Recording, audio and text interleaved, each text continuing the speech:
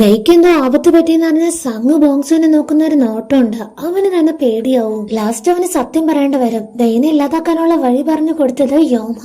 Just ഒരു drop blood വന്നാലും മതി, മറ്റൊരു ഗോസ്റ്റിന്റെ പ്രസൻസിലാവുമ്പോ ബെയുടെ ശരീരത്തിൽ ഈസി ആയിട്ട് ആധിപത്യം നേടാം. അന്ന് മുതൽ ബിഎമ്മിനെ ശ്രദ്ധിച്ചു തുടങ്ങി. സൂയിസൈഡ് ചെയ്യാൻ വേണ്ടി അവൻ ആ നൈഫ് മോഷ്ടിക്കുന്നതെല്ലാം അവിടെയുള്ള കണ്ണാടിയിൽ കൂടെ ബോങ്സു കണ്ടായിരുന്നു. സംഗ് കൈവിട്ട ടൈമിൽ എക്സാക്ട് ഒരു പ്ലാനിങ്ങോ കൂടിയാണ് ബോയമിനെ ചെന്ന് കണ്ടത്. വിചാരിച്ചതുപോലെ തന്നെ ആ ഒരു പിടിവലിയിൽ കൈ മുറിഞ്ഞു, ബ്ലഡ് വന്നു. ഹോസ്പിറ്റലിൽ എപ്പോ കണ്ണു തുറന്നോ അപ്പൊ മുതൽ ബോങ്സു ആണ് അവളുടെ കൂടെ ഉള്ളത്. ഓൾറെഡി തന്നെ അവൾക്ക് വയ്യെന്ന് മനസ്സിലാക്കി വീട്ടിൽ പോകാന്ന് തീരുമാനിച്ച് നേരെ ജീഹോനെ പോയി കാണുവാണ് അവന്റെ സൈക്കിൾ വാങ്ങാൻ. സംഗിന് വയ്യാന്നാണെങ്കിൽ ഞാൻ അവളെ വീട്ടിൽ കൊണ്ടു ചെന്നാക്കാന്ന് ജീഹോ പറഞ്ഞപ്പോ ബോങ്സുവിന് എത്രമാത്രം ദേഷ്യം വന്നറിയോ? വേറോടും വാശിയോ ദേഷ്യമോ ഒന്നും കാണിക്കാത്തത് കൊണ്ട് ഇവൻ നൈസായിട്ട് സംഗിന്റെ കൈ വിടും. ബോങ്സു തന്നെയാണ്, എന്നാലും സംഗിനെ വിശ്വസിപ്പിക്കാൻ വേണ്ടി വീണ്ടും പ്രോസസ് ആയതുപോലെ ഒരു നാടകം. സൈക്കിള് താടാ പട്ടി, മര്യാദയ്ക്ക് തന്നോന്ന് പറഞ്ഞ രണ്ട് തൊഴിയും. ടെൻഷനായി സംഗമിന്റെ കൈ കയറി പിടിക്കുമ്പോ ബേ വീണ്ടും വന്നതുപോലെ അവന്റെ ഒരു നാടകം. മര്യാദക്ക് ചോദിച്ചപ്പോ തന്നാ പോരെന്ന് ജിഹോനെ അഡ്വൈസ് ചെയ്യാൻ നോക്കുമ്പോ അവനും ഒരു നോട്ടം നോക്കുന്നുണ്ട്. അതോടെ കാണുമ്പോ ബേക്ക് നല്ല ദേഷ്യം വരുന്നുണ്ട്. പക്ഷെ ഭയങ്കരമായിട്ട് കൺട്രോൾ. ആ ഒരു സൈക്കിളിൽ ഹാപ്പി ആയിട്ടാണ് അവൻ വരുന്നത്. കാരണം ഇത് അവന്റെ ആദ്യത്തെ ഫ്രീഡം. ഇനി ബേ അവനെ ഡിസ്റ്റർബ് ചെയ്യാൻ വരില്ലെന്നുള്ള സന്തോഷത്തിൽ സംഗിന്റെ കൈ ഹോൾഡ് ആക്കിപ്പിച്ചു. അവൾക്കാണെങ്കിൽ ഇപ്പോഴും അറിയില്ലായിരുന്നു ബേ അല്ല കൂടെ ഉണ്ടായിരുന്നേ എന്നുള്ള കാര്യം. ഫ്ലവർ മാസ്റ്റർക്കാണെങ്കിൽ ഡങ്ജോണിനെ കുറിച്ച് ആലോചിക്കുമ്പോഴേ ഭയങ്കര വിഷമാണ്. ഒത്തിരി സ്നേഹിച്ചിരുന്നതാണ് യോംഹ. എന്നിട്ട് അവള് തിരിച്ചെന്താ ചെയ്തത്? എപ്പോഴും ആളെ വഴക്ക് പറയാ, കുറ്റപ്പെടുത്തുക. ഒരമ്മ ഇതൊക്കെ എങ്ങനെ സഹിക്കാന്ന് ആലോചിച്ചാണ് ആൾക്കിപ്പോ വിഷമം. ഇപ്പൊ യോംഹയും എന്തോ പ്ലാനിങ്ങിലാണ്. ഡങ്ജോൺ വർഷങ്ങളായിട്ട് കൊണ്ടു നടക്കുന്ന ആ ഒരു കർച്ചീഫ് ഉണ്ടല്ലോ, അത് അവളെടുത്ത് നോക്കുകയാണ്. എന്നിട്ട് നേരെ അടിച്ച് ഫിറ്റ് ആയിട്ട് കിടക്കുന്ന ഫ്ലവർ മാസ്റ്ററിന്റെ റൂമിലേക്ക് വരും. ആളറിയാതെ പോക്കറ്റിൽ നിന്ന് ഒരു ഡ്രാഗൺ അമുലറ്റ് അത് ഇവള് കട്ടെടുക്കുകയാണ്. സംഗറിയാതെ അവളുടെ റൂമിലും ചെല്ലും. എന്നിട്ട് എന്തോ ഒരു കാര്യം ആ റൂം മൊത്തം സെർച്ച് ചെയ്തോണ്ടിരിക്കുകയാണ്. ഇത് കണ്ടോണ്ട് ബോങ്സ് അങ്ങോട്ട് വരുമ്പോ, നീ ഇതിനു മുമ്പ് ജീവിച്ചുകൊണ്ടിരുന്ന ആ സിൽവർ റിംഗ് ഉണ്ടല്ലോ, അതെവിടെ? അത് തിരിച്ചേൽപ്പിച്ചോ?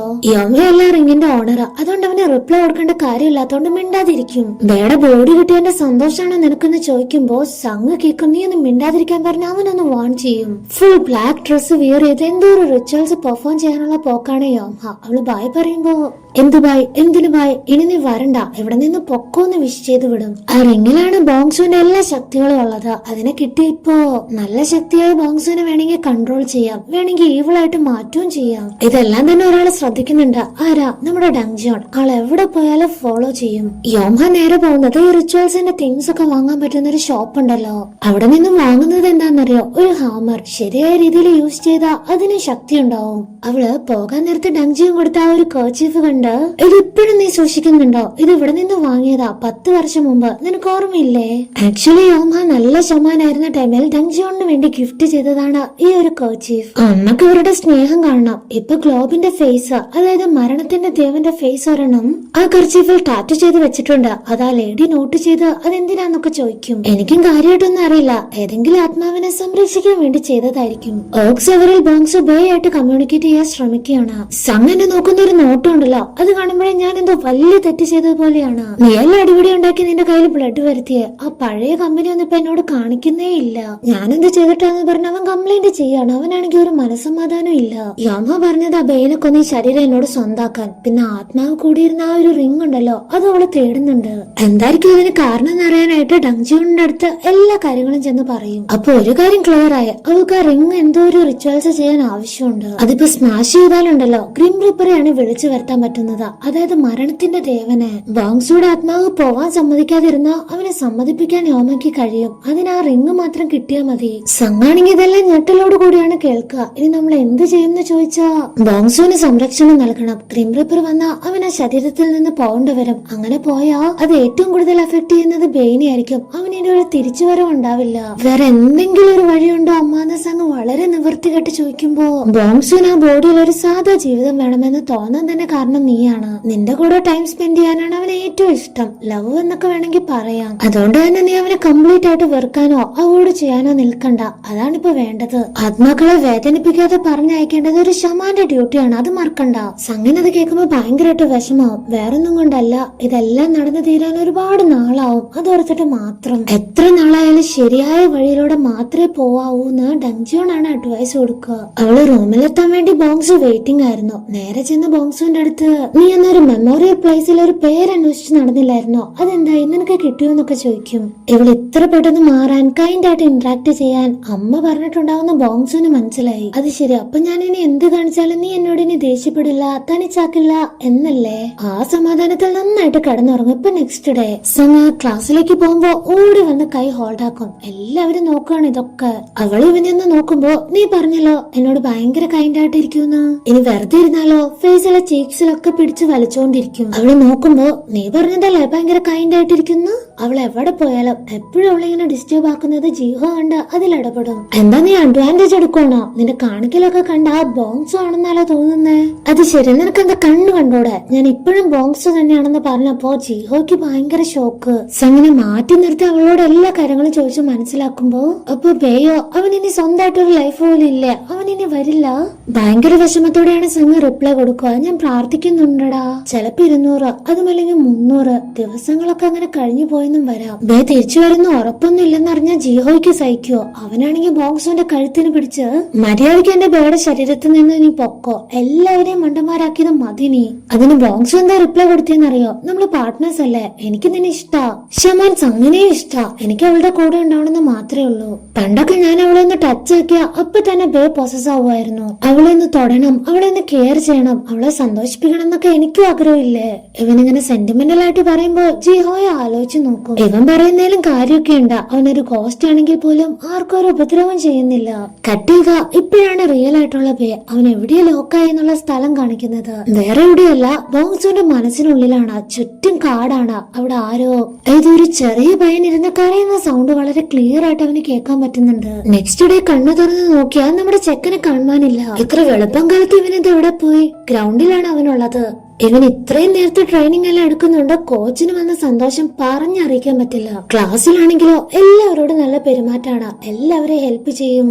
ജിൻ ചെറിയൊരു ലോലിപോപ്പ് അവന് ഗിഫ്റ്റ് ചെയ്തപ്പോഴേക്കും അവന്റെ സന്തോഷം കാണണം. താങ്ക് യു സോ മച്ച് ജിൻ എന്ന് പറഞ്ഞ സ്കൂള് മൊത്തം അറിയിച്ചു.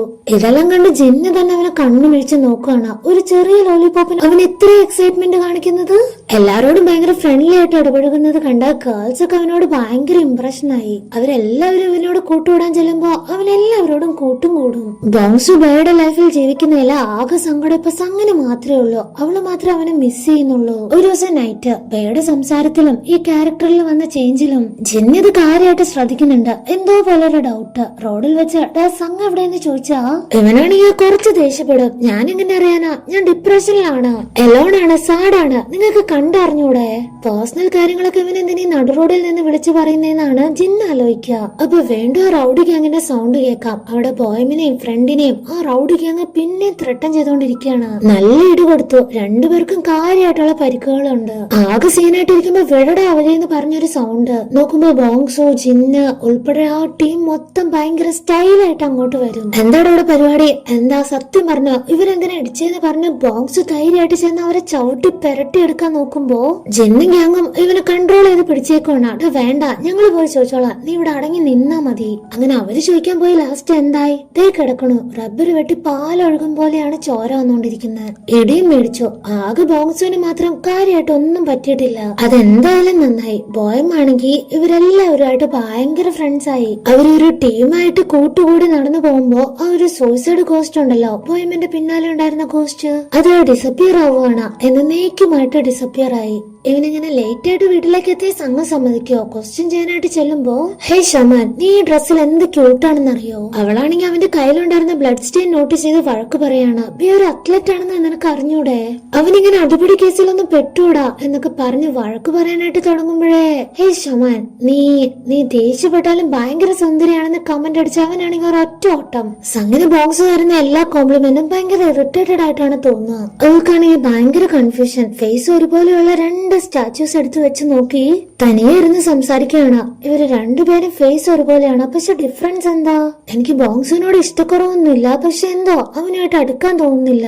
അപ്പൊ ഫ്ലവർ മാസ്റ്റർ അങ്ങോട്ട് വന്ന അവളുടെ വിഷമങ്ങളെല്ലാം തന്നെ കേൾക്കുവാണ്. എന്റെ ബേ, ഞാൻ സ്നേഹിച്ച എന്റെ ബേ ഈ വേൾഡിൽ ഇല്ലെന്ന് ആലോചിക്കുമ്പോഴാണ് എനിക്ക് ഏറ്റവും കൂടുതൽ സങ്കടം വരിക. ഞാനിത് എങ്ങനെ സഹിക്കുന്നു പറഞ്ഞ് ഭയങ്കര കരച്ചില്. ഓക്സവറിൽ ഗോസ്റ്റിന്റെ പവേഴ്സ് എല്ലാം വീക്ക് ആവുന്ന നിനക്കറിയില്ലേ.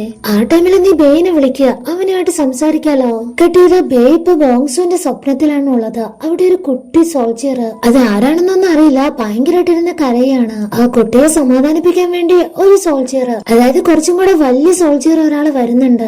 ഫ്ലവർ മാസ്റ്ററുടെ ഐഡിയ ആണെങ്കിൽ സംഘിന് ഭയങ്കര ഇഷ്ടമായി. അന്ന് ഉറക്കം മുളച്ചിരുന്ന് വെയിറ്റിംഗ് ആയിരുന്നു സംഘം ഓക്സിവർ ആവാൻ വേണ്ടിട്ട്. കറക്റ്റ് ടൈമിൽ തന്നെ സംഘം അവനെ വിളിച്ചുണർത്തുവാണ്. അവൻ കണ്ണു തുറക്കുമ്പോ ആകെ ഒരുമാതിരി ഒരു അവസ്ഥ, എവിടെയാന്ന് പോലും അറിയാത്ത ഒരു അവസ്ഥ. സംഘിന്റെ പേര് വിളിക്കുകയാണ്. അത് കേൾക്കുമ്പോഴേ അവള് ചാടിക്കയറി അവനെ ഹഗ് ചെയ്യും. കാരണം ബോങ്സു ആണെങ്കിൽ അവളെ എപ്പോഴും ഷമാൻ ലേഡി എന്നാണ് വിളിക്കുക. ബേ ആണെങ്കിൽ അവളെ സ്നേഹത്തോടെ സംഘം മാത്രമേ വിളിക്കാറുള്ളൂ. ഞാൻ ഇത്രയും നാളെ എവിടെയായിരുന്നു എന്നൊക്കെ സംഘന്റെ അടുത്ത് ചോദിക്കുമ്പോ സംഘം അവനെ പറഞ്ഞ് സമാധാനിപ്പിച്ച് കറക്റ്റ് ആയിട്ട് ഒരു എക്സ്പ്ലനേഷൻ കൊടുക്കും. ശരീരം ഇല്ലാതിരിക്കുന്ന ആത്മാവിന് ആകെ ഉണ്ടാവുന്നത് ഓർമ്മകളായിരിക്കും. നീ ആ കണ്ട കാട്, ആ ഒരു പ്ലേസ്, അതെല്ലാം തന്നെ ബോങ്സുവിന്റെ ഓർമ്മകളാണ്. അവിടെ 2 സ്ട്രേഞ്ചേഴ്സിനെ നീ കണ്ടു എന്ന് പറഞ്ഞില്ലേ, അതിലൊരാള് നമ്മുടെ ബോങ്സു ആണ്, അത് ഉറപ്പാണ്. അവരോട് നീ കമ്മ്യൂണിക്കേറ്റ് ചെയ്യണം, സംസാരിക്കണം. എന്നാൽ മാത്രമേ ബോങ്സു ഒരു ഗോസ്റ്റ് ആവാനുള്ള കാരണം നമുക്ക് മനസ്സിലാക്കാൻ പറ്റുള്ളൂ. അതറിഞ്ഞ കാര്യങ്ങളെല്ലാം ഭയങ്കര ഈസി ആയിരിക്കും. അവനെ കൺസോൾ ചെയ്യാൻ എന്തെങ്കിലും ഒരു വഴി കിട്ടും. അപ്പോഴേക്കും ഓക്സോവർ കഴിഞ്ഞു പോയി. അപ്പൊ ബേസ് അങ്ങനെ ഹഗ് ചെയ്ത് ആശ്വസിപ്പിക്കുകയാണ്. എല്ലാം ശരിയാവുന്നത് വരെ നമുക്ക് കാത്തിരിക്കാന്ന്. അവള് അതിന് തിരിച്ച് റിപ്ലൈ കൊടുക്കുന്നതിന് മുന്നേ തന്നെ ബേ പോയി. ഇനി അവനെ ഉണർത്തുവാണെങ്കിൽ ഉണരുന്നത് ബോങ്സു ആയിരിക്കും.